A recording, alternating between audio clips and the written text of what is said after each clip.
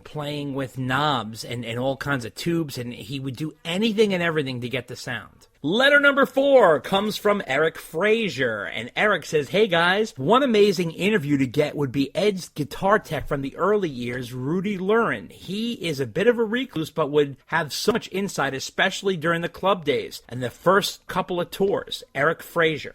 Well, Eric, I'd love to talk to Rudy, that's for sure, but I reached out, but I haven't heard back. However, he would make a killer interview for sure, but it's also if he's willing to come on and be forthcoming about talking about the old days and stuff like that. But I am trying to actively get him on the podcast, so keep that in mind. What about you, Dave? Oh, that guy's got to have killer stories for sure. So if anybody knows Rudy and can convince him to come on the podcast, we'd love to hear his stories. Exactly. Half the battle is finding them. The other half is convincing them to come on. And that is a battle that I deal with all the time. Letter number 5 from Steve Ustick from Grand Rapids, Michigan. I've noticed that on nearly every Dave-era Van Halen live concert bootleg, the guy who introduces Van Halen always delivers the most perfect and amazing intro imaginable for that band, and the way he bellowed, "I give you the mighty Van Halen." I don't think I've ever heard a better intro for any band since. Who is that guy? And did he continue when Sammy joined the band in 1986, or was he gone when Dave left? Great podcast, thank you, Steve Ustick and Grand Rapids, Michigan. Well, it's interesting you should ask, because that man is Rudy Lurin.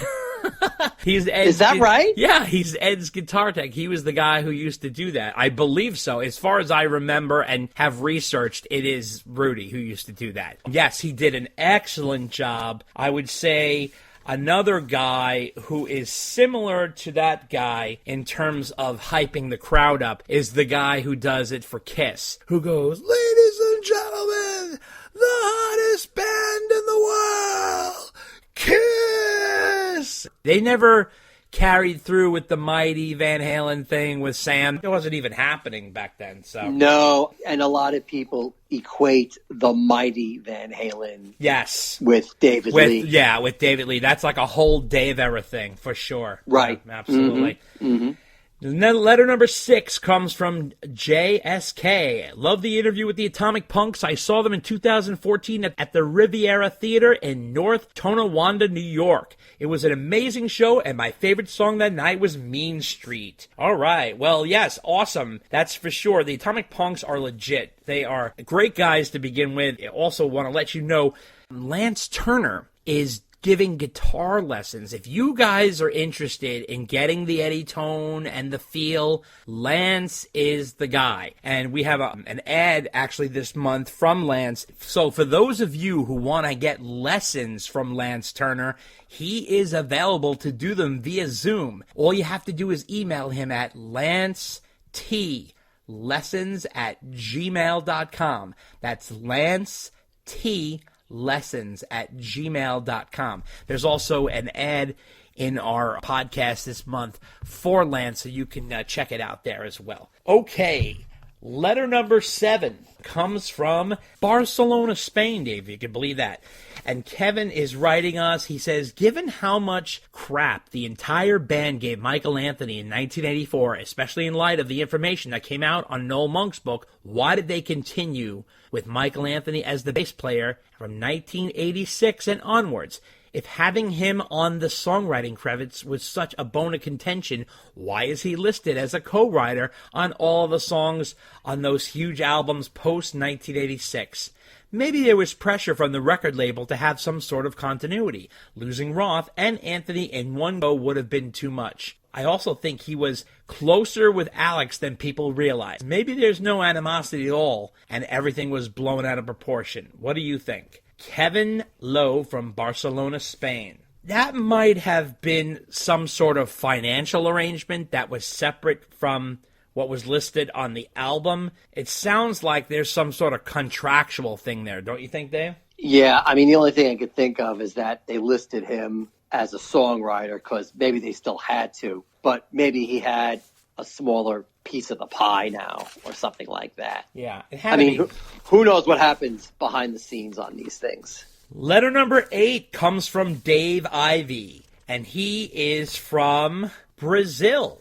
Completely all over the map this time, Dave. And awesome. Yeah, it's incredible. And he says, my hero Eddie Van Halen has passed. His music inspired me more than any other artist. And although I knew it hurt when he passed, I never imagined it would hurt this much. I met him once at an Atlanta airport. Both he and Alex were so nice. And when I told him I saw them in Sao Paulo, Brazil, they were the ones asking me questions about Brazil and why I lived there and what it was like. And I left them and I turned to Eddie and said, I just want to thank you for creating such fantastic music. And it had and continues to have a tremendous impact on me. I caught him off guard and he was genuinely appreciative. I'm so happy and glad that that happened. And he says he's been listening to Van Halen catalog nonstop since Eddie passed, and that his nickname in high school was Mr. Van Halen. And he said, I admit now that I understand better some of the things that have happened over the past few months. He said, number one, David Lee Roth was definitely in the inner circle and had a very good idea of what was happening, because he stated that Van Halen as we know it would never tour again or be the same. Number two, Eddie and the Van Halen camp did not feel the same about Sammy, who was totally in the dark. Number three, this explains why Wolfie's album has been slow to be released and his head was elsewhere. Considerations for the future. Will Wolfie take the lead and focus on releasing old material from the vault? And then he says also, will there be any kind of tribute show? Would Dave and Sammy participate together? Thinking of the entire Van Halen family, we are all suffering. God bless Eddie. Stay frosty. Dave Ivy from Brazil, a.k.a. Mr. Van Halen. Okay, great. Well, Dave, thank you so much all the way from Brazil. That's really exciting that we've reached people that far. We welcome you guys writing letters from all over the world, which is absolutely fantastic. In terms of the archival situation with Wolf, it really all depends on Ed's wishes. When people pass or people make wills, sometimes, especially if they're sick, they know ahead of time, or maybe they make some plans. You just don't know, what they've decided, or maybe they've left it in the hands of Al, or, whoever has made that kinds of decision. We don't really know what the situation is there. However, it could be that they're going to release stuff, but I get the feeling that if anything gets released, it's going to be over a period of time. There's also a financial situation that gets involved, and money, and it gets tricky, but who really knows? As far as a tribute concert, I tell you, there could be a great tribute concert, and I was thinking about this, that you could really, if you put Al on drums, Mike on bass, Dave and Sam on vocals, and even if you wanted to throw Gary in there, if you wanted to, it depends. You could rotate guitarists doing different songs, you know what I mean? Yes. You could have like Steve Vai on a song, Dweezil Zappa on a song, Joe Satriani on a song, Slash on a song, Vito Bratta on a song, all the Nuno on a song, all the people that were, Steve Lukather, all the people that were close to Eddie along those lines, and that would be interesting. And paying tribute. And then the last one could be Wolf. That would be wonderful. And I remember the Freddie Mercury tribute was fantastic, and I really enjoyed that. Obviously, Gary was a big part of that one. I don't know if that will happen. Unfortunately, it's coming at a very odd time, because from everybody that I speak to, Dave, the new thing is everybody's booking tours for 2022. Ozzy just announced a tour for 2022. I mean, you got to be kidding me. It's like laughable. Yeah, it's tough. We may have to wait a couple of years for a tribute concert. Yeah, I have a feeling. Unless they figure out how to do one remote or something like that. Yeah, but I don't know. mean, if you do something of that magnitude, do you really want to do it remotely? You know what I mean? It's like... No, I hear you. Well, the flip side of that is, how long do you want to wait? You know who could hook it up is Steve Vai, because Steve's a technical genius, and he put that whole Generation Axe thing together with Nuno. Those guys have done it before, so they kind of know what it takes to pull it off. You probably could do a few tracks or something. I mean, you can't, I don't know about a whole concert, but you could do something that pays tribute, I would imagine, remotely if you wanted to get it together. Zakk Wylde would be another guy, huge Eddie fan, another incredible guitarist. But the question is, Dave, do you see Al doing it? Do you see Wolfie doing it? Do you see Sammy and Dave doing it? I don't know. They're not exactly easy. You know what I mean? Like, I don't see Dave and Al doing it. I think Wolf is going to take some time and then do his solo album. If anything, you know what I think? I really think that guitarists might do it on their own. Like, forget Al, forget Sam, forget Mike, forget Dave, forget Gary, forget Wolf.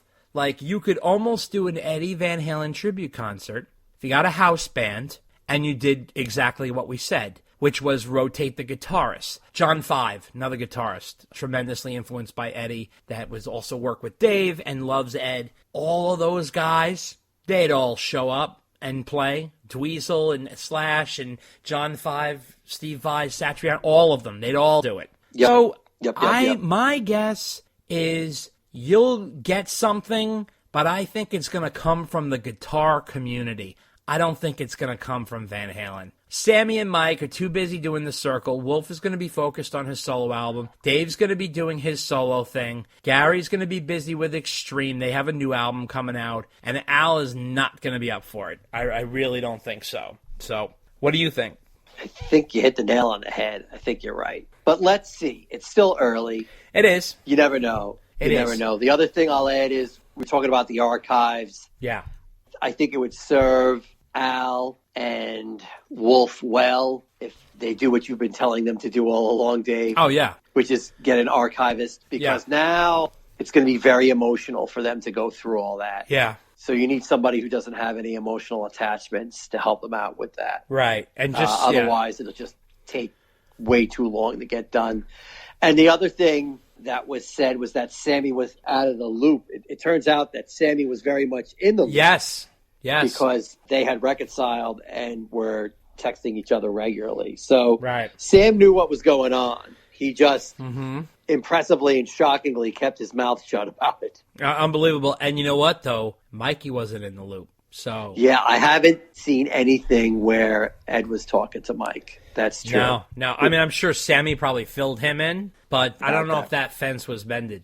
I don't know. Yeah. I haven't seen anything we don't know about that. No, yeah, that's the truth. Letter number 9 comes from Lane Spencer. He says, I love the podcast and appreciate all the work you invest in it. I am an investigator in Southern California, and I came across the attached court summary from the L.A. County Superior Court, which is publicly made available. From the years 1999 to 2003 may be the low point in Van Halen's history, but I am fascinated by the timeline of events. In 2000, Roth attempts to reconcile with Van Halen after Gary Sharon's time with the band, but is a non-starter. 2001, Roth plays a few dates supporting bands like Fuel and the Hooters. 2002, summer, Roth and Hagar tour together with mixed results. 2002, December, Roth files for suit against Van Halen, Anthony, and Warner Brothers, claiming they owe him royalties for the sale of the debut album. 2003, September, Roth files for a dismissal of the lawsuit, which indicates the defendants have settled with him. 2004, June, Van Halen releases the Best of Worlds, a greatest hits package featuring Roth and Hagar.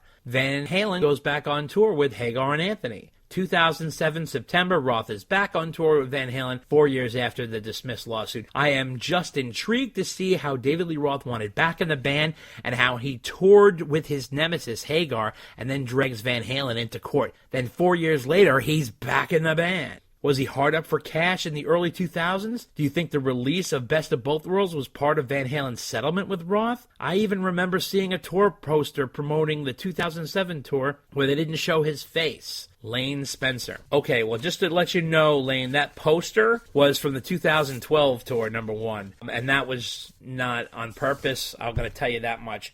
That was just sort of a scene type of poster. I think David Lee Roth has been trying for years to get back in Van Halen, and I don't know if you guys remember, we talked about at one point he even had his dad call Ed, which I thought was weird. I think the breakdown in 1996 haunted him, and I think the tour with Sam was purely a business move, but I think it was more of a whatever it takes type of situation. Perhaps the Best of Both Worlds, I don't know if it was a settlement or not, but if I remember correctly, they didn't have enough time to finish a new album with Sam. They only had a few tracks, and they decided to do a greatest hits package this time with double disc, including both Roth and Hagar, and that's what they did, which is odd because they did like back-to-back greatest hits, which is crazy, but unbelievable. What do you think, Dave?